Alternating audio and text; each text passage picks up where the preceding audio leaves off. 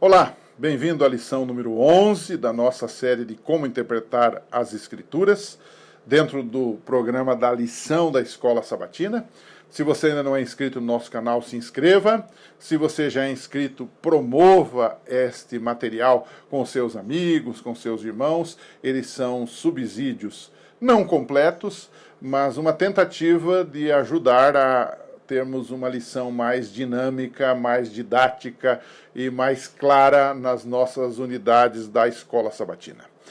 A Bíblia e as profecias, essa é a lição 11. Como podemos interpretar as profecias corretamente, a fim de que elas possam nos ajudar a melhorar na fé, no relacionamento com Deus? Nessa semana vamos examinar alguns pilares da interpretação de profecias. Nós já estudamos um pouco sobre história, na Bíblia nós temos história, temos poesia, mas há um elemento muito forte na Bíblia que são as profecias. Tanto as profecias clássicas, como as profecias apocalípticas, especialmente Daniel e Apocalipse. E esta lição trata um pouco mais fortemente da profecia apocalíptica, porque esse é o grande problema hoje. Há muita discordância no mundo religioso sobre como interpretar essas profecias. Então, há alguns pilares. Quais são esses pilares? Pilar número 1, historicismo. O que é historicismo? É que as profecias bíblicas devem ser interpretadas à medida do transcorrer da sequência dos fatos históricos. Vamos tomar um exemplo. Daniel capítulo 2. Você tem ali uma sequência histórica onde Nabucodonosor tem um sonho de uma estátua, e essa estátua tem a cabeça de ouro que representava o seu império, porque a profecia começava no ano 605 a.C. Depois ela tinha o peito e os braços de prata, que era o reino que sucedeu Babilônia, que era a Medo-Pérsia. Depois tinha o ventre e os quadris de bronze, que era a Grécia, o Império Greco-Macedônico. Depois tinha as pernas de ferro, que era Roma, o Império Romano. Depois havia uma divisão de ferro e de barro nos dedos da estátua, que representava a divisão do Império Romano. E depois vinha uma pedra, que representa Jesus na sua vinda, que vai estabelecer aqui o quinto Império Mundial, que é o Reino de Deus. Porém, muita gente não aceita isso. Ele fica tentando interpretar a profecia aqui e lá, deslocando historicamente, deslocando em termos de data, de fato histórico. Não. O historicismo é exatamente o entender da profecia à medida que o tempo transcorre, que os fatos se sucedem. E aí vem uma pergunta, né, que as pessoas fazem, mas esse princípio aí está correto? Bom, essa foi a maneira que Jesus interpretou a Bíblia e interpretou as profecias do Velho Testamento.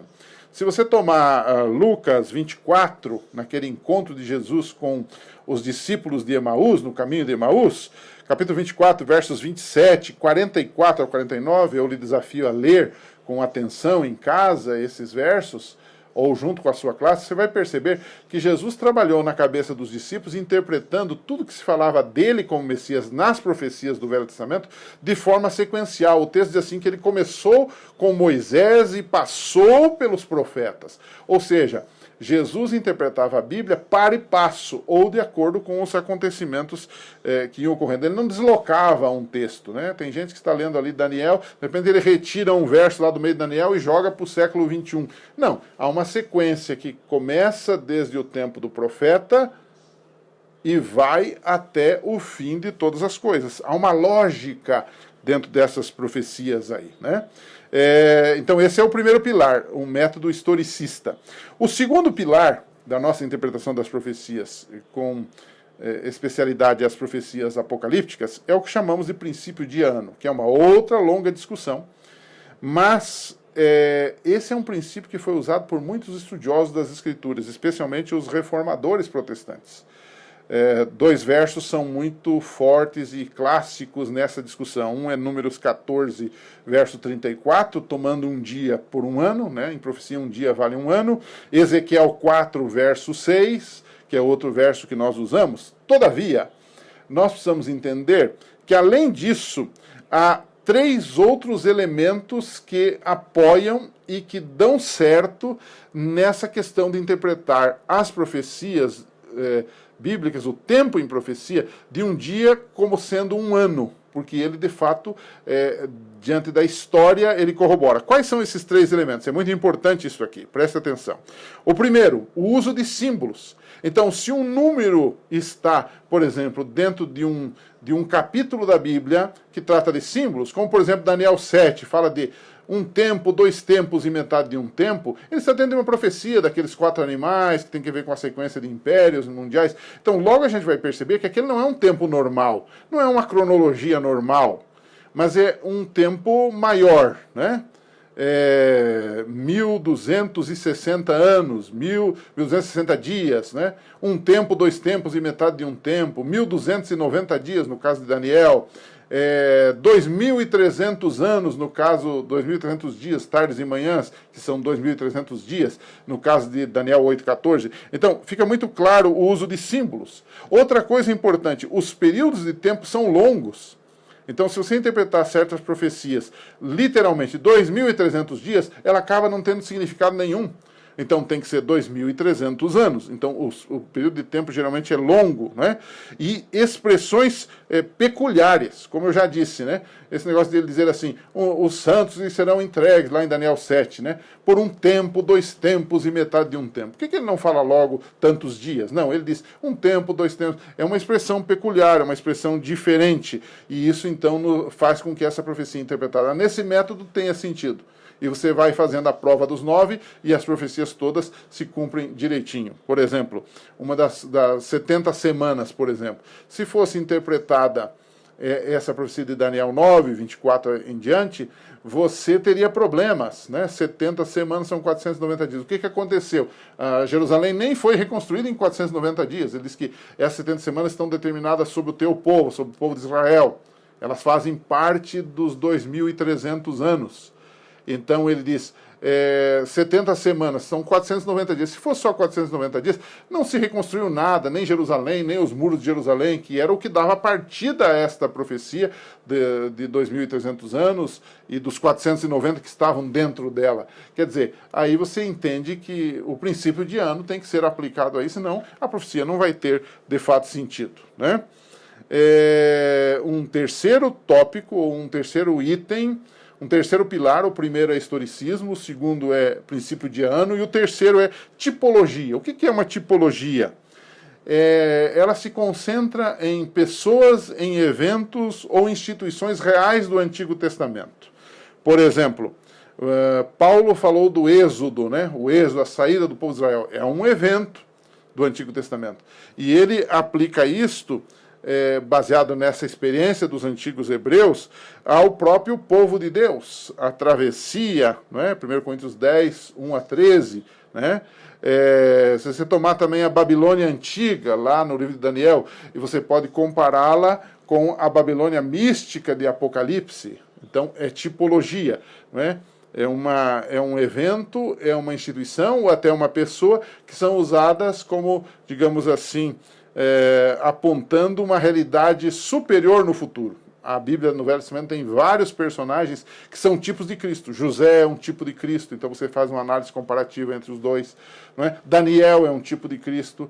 Então são pessoas, são fatos, são eventos, são instituições. O próprio santuário. O santuário da terra é, digamos, um modelo, digamos, uma cópia do modelo maior que é o santuário celestial. Não é? O santuário da terra acabou, mas o santuário celestial continua em vigor. E assim, você tem várias coisas que norteiam. Então, quando interpretamos a Bíblia, interpretamos profecias especialmente, temos que notar, muitas vezes, esta tipologia entre o Antigo e o Novo Testamento. Né? Então, o autor até colocou aqui um segundo bloco da nossa lição. Além dos pilares, ele colocou alguns exemplos de como aplicar isso. Eu já falei de alguns deles, né? Por exemplo, um dos exemplos que ele coloca, colocando o historicismo em ação, colocando o princípio de ano, colocando a própria tipologia e colocando também, digamos, o método de interpretação correto, é a questão do chifre pequeno, de Daniel 7 e Daniel 8, né? seguindo o método historicista, que vê o desenrolar da história nos acontecimentos, o cumprimento da profecia, a gente percebe que há uma sequência lógica nisso tudo. Então você toma, por exemplo, Daniel 7 fala dos 4 animais. Você tem o leão, que é a Babilônia, depois vem a Medopérsia, né, que é o urso, depois vem a Grécia, que é o leopardo, depois vem o 4º animal terrível e espantoso, que é a Roma imperial, que é a Roma pagã, e aí ele diz que surge um chifre pequeno, não é, do meio desse pessoal todo aí, da divisão do Império Romano, que derruba 3 chifres e então ele surge como um poder, e nós temos interpretado isso na sequência como um poder político-religioso, representando Roma religiosa, ou Roma papal, que surge do vácuo de poder que foi deixado pelo próprio Império Romano. Então, há uma sequência lógica, histórica nisso tudo, e que não nos permite deslocar, por exemplo, o chifre pequeno, que é o próprio anticristo, agora para o tempo do fim. Não, o mesmo poder permanece daquela época até o tempo do fim, com suas idas e vindas, mas ele vai até o Apocalipse, quando o Apocalipse 13 fala da besta que surge do mar. Então, você tem aqui uma prova de que o historicismo está certo, que os fatos históricos nos levam ao personagem ou à instituição certa, ao poder certo que representa o chifre pequeno, né? Uma outra questão que o autor coloca, a gente pensar ainda dentro de Daniel 7 e 8, é a questão, por exemplo, da ascensão do papado, que começa em 538 e vai até 1798, o período de maior perseguição, o período em que a palavra de Deus foi deixada de lado em lugar da tradição, de heresias que foram implantadas, solidificadas nesse período, que justamente a profecia falava disso. Então, os fatos históricos comprovam aquilo que a profecia já falava. Mas o mais interessante o autor diz, e aí nos faz crer também que no final desses 1260 anos de perseguição, de supremacia de Roma religiosa, Deus levantaria um povo e Deus levantaria também uma reação a esse chifre pequeno, que digamos, amparada em Daniel 7, especialmente dos versos 10 a 13, que Deus faz um juízo. E ali começa o juízo que conhecemos como juízo investigativo. A partir daquela data, né, começa o tempo do fim e começa também um juízo que vai determinar quem estará pronto para a segunda vinda de Cristo. Esse juízo vai dali até a segunda vinda de Cristo. Depois, se você ligar Daniel 7, Daniel 8, Daniel 9, que é um bloco só, você já vai perceber que a data exata é 1844, segundo a profecia das 2.300 tardes e manhãs. Então, o autor colocou tudo isso, e parece muito pesado, muito assunto ali dentro, mas esses temas estão, especialmente na parte final da lição, para fazer você entender que os pilares do historicismo, do princípio de ano, são funcionais, são reais, eles funcionam, e eles, na matemática da profecia, há uma exatidão que nos faz crer ainda mais no livro de Deus, na mensagem de Deus, e no plano de Deus para a nossa salvação. Então são assuntos que você pode depois entrar um pouquinho mais profundamente nesses casos.